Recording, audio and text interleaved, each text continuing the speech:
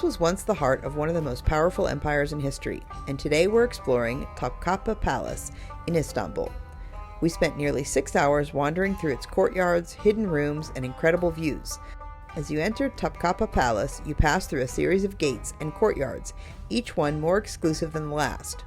This wasn't just a palace, it was the political center of the Ottoman Empire, where access meant power. The deeper you went, the fewer people were allowed in. But the most fascinating part was the harem. Hidden behind guarded walls, this wasn't just a private living space, it was a world of its own. The word harem literally means something protected and sacred, and it functioned as both a private world and an educational space where women were trained within the Ottoman palace. Inside, narrow corridors connect rooms covered in intricate tiles, each space more detailed than the last. This is where the Sultan lived with his family, but also where a complex hierarchy played out every day. At the top was the Sultan's mother, the Valide Sultan, often one of the most powerful figures in the entire empire. Below her were the women of the court, who were educated, trained, and lived highly structured lives within these walls. Hundreds of women, including the Sultan's mothers, wives, sisters, daughters, female servants, and black eunuchs who were responsible for the service and protection of the women's section, spent their daily lives here. We moved through the Sultan's mother's private rooms, her bath,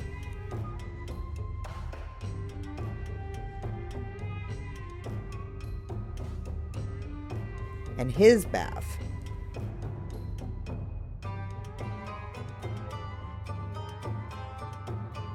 Then into the Sultan's own chambers.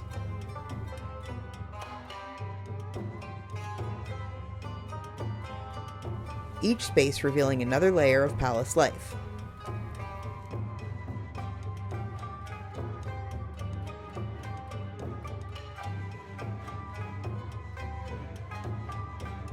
These walls are covered in scenic tiles, each one hand-painted, mostly with floral designs that symbolize nature and paradise, mixed with calligraphy that often carries religious or poetic meaning.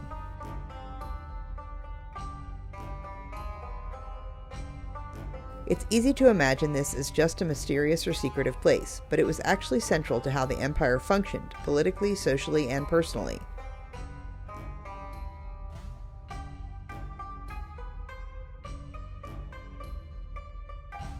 Even in such a private and controlled space, there are moments where the outside world sneaks in, just small views of the city beyond, before everything closes in again. Seeing the tiles like this up close makes you realize they're not just part of the architecture, they're individual works of art. You can actually see the precision in every pattern and brushstroke. That same attention to detail carries through every element here. Even something as simple as a door wasn't really simple. Covered in mother of pearl and tortoise shell, designed to catch the light and quietly display the palace's wealth. Moving deeper into the palace, we reach the third courtyard, the inner circle. This is where the Sultan would meet with his most trusted advisors and officials. This is the palace school where future leaders of the empire were trained and educated inside the palace itself. Even the columns here are works of art, different colors and patterns of marble, each carefully chosen to make the courtyard feel vibrant and important.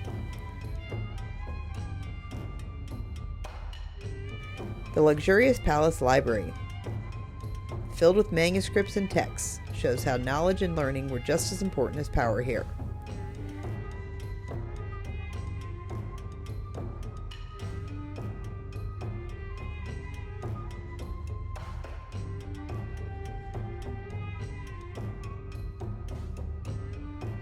Access here was extremely limited. If you made it this far, you were part of the empire's elite.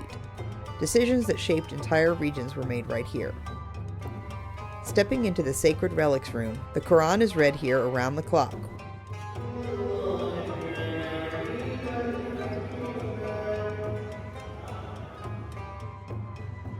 While sacred artifacts, items that once belonged to the Prophet Muhammad, surround you,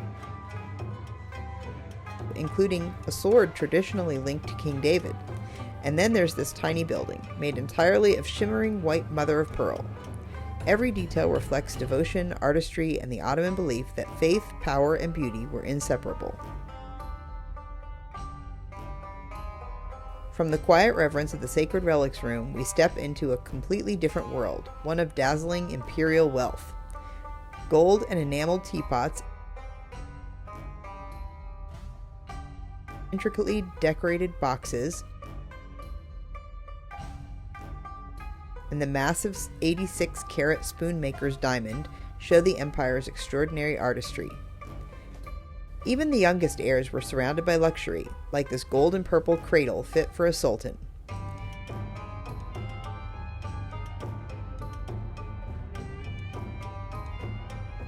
Leisure, too, was a statement. A gilded chessboard with jeweled pieces reflects refinement and play. Overhead, gold and egg-shaped incense burners filled the air with fragrance, and elaborately decorated book covers reveal the artistry even in written works. Towering gold candelabras stand like sentinels of light, turning every detail of palace life into a sensory display of wealth, taste, and craftsmanship. The clothing room shows the sultans and family's luxurious robes, kaftans, and ceremonial garments, many embroidered with gold, silver, or jewels, a vivid glimpse of status, artistry, and daily life in the palace. Leaving the intimate treasures and opulent garments behind, we step into the fourth courtyard, where suddenly everything opens up. The fourth courtyard feels completely different, more relaxed, more open. Floral chandeliers hang in the audience hall, where Ottoman power met exquisite craftsmanship. Nearby, a tranquil pavilion with a reflecting pool, the Rivan kiosk, reveals the Sultan's quieter, more private moments. These pavilions were used for rest and reflection. Standing here, you really get a sense of how strategically important this location was, right between continents, overlooking the water that connected it all. On the upper level of the fourth courtyard, a fountain bubbles gently among tulips just beginning to bloom, a serene touch of nature amid the palace grandeur. Even here, nature and architecture blend seamlessly. The golden roof pavilion gleams above the fourth courtyard and was once a special spot for iftar, where the Sultan and his court broke the fast while enjoying views of the city and Bosphorus. This is the circumcision chamber, a richly decorated room where young princes underwent their ceremonial rites. Inside this pavilion are the Sultan's thrones.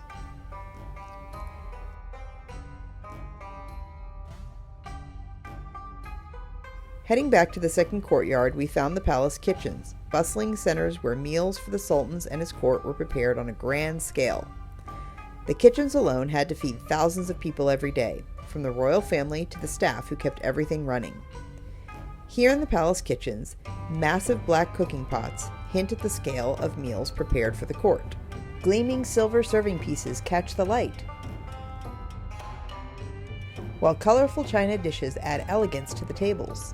Pointed spoons, carefully crafted, stand ready for service, and towering silver and gold pitchers with matching plates and bowls showcase the opulence of even the simplest refreshments.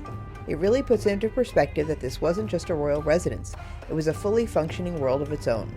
After hours inside this world of power and daily life, we step back outside. We nearly finished just in time before the rain began. And speaking of time, here's the perfect place to explore it, the Palace Clock Museum. It includes over 300 timepieces, many gifted to Ottoman sultans by European courts.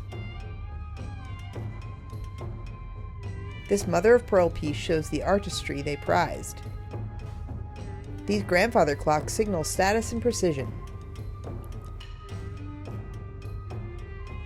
Even playful designs like this elephant clock were collected as works of art. And this bold pink clock proves taste here could be anything but ordinary.